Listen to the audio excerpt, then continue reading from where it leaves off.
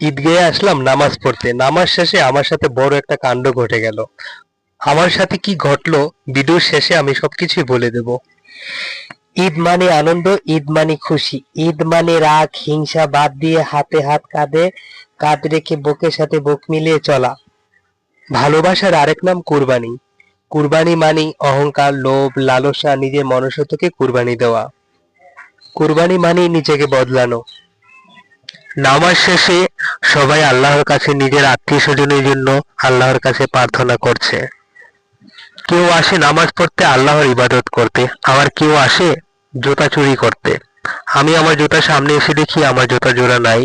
পুরো মাঠের দিকে তাকিয়ে দেখি মাঠে হালকা কিছু লোক আছে, সবার পায়ে জুতা আছে, শুধু এই জুতা জোড়ার লোক নাই। জুতা জোড়া ছিঁড়া এবং শর্ট। তখন আমি বললাম, হে আল্লাহ, আমার যত সব বালা মুসিবত সব জুতার উপর দিয়ে গেছে।